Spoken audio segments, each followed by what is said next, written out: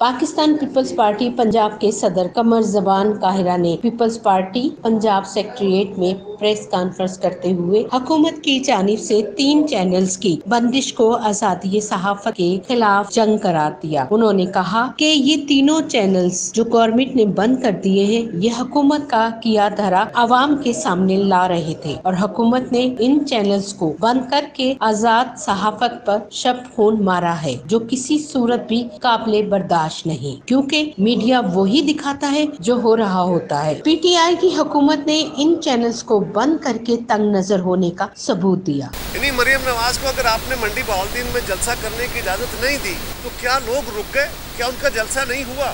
अगर हमें आप मीडिया से ब्लैकआउट कराएंगे तो क्या हमारी आवाज दब जाएगी? अब तो सोशल मीडिया है। अगर अखबारात में हमारी 2 कालमी खबरें, बड़े बड़े जलसों की खबर भी छोटी सारी खबर चौथे पेज पे जाके लगेगी तो हमें समझ आ रही है कि क्या हो रहा है। इसलिए हम अखबारात पे सेंसर की बातें कर रहे हैं, मीडिया पे सेंसरशिप की बातें कर रहे हैं। और अभी खबर यह है, हमारे जलसों की कवरेज की वजह से, मरियम बीबी के जलसों की कवरेज की वजह से 3 चैनल्स को खास तौर पे टारगेट किया गया है और उनको इंस्ट्रक्शंस पे ऑफ एयर कराया जा रहा है। हम इसकी शदीद अल्फाज में मजम्मत करते हैं। सहाफियों के सवालों का जवाब देते हुए कमर जमान काहिरा ने कहा कि नून लीग और पीपल्स पार्टी इस वक्त अपोजिशन में बैठे हैं। मौजूदा हुकूमत वक्त ने बहुत रुकावटें खड़ी की, मगर मरियम सफदर फिर रात 1 बजे मंडी बहाउद्दीन में जलसा करने में कामयाब हो गयी। एक सवाल के जवाब में कमर जमान काहिरा ने कहा कि आसिफ अली जरदारी ने जब हुकूमत संभाली तो हमें सबसे बड़ा चैलेंज दहशतगर्दी का था और इस दौरान जरदारी साहब ने बहुत से ममालिक के दौरे किए। सबसे ज्यादा दौरे चाइना के किए। उनका कहना था कि मैं पीपल्स पार्टी पंजाब की क़यादत कर रहा हूँ और सियासत में अपनी जाती राय की कोई अहमियत नहीं होती, इसलिए मैं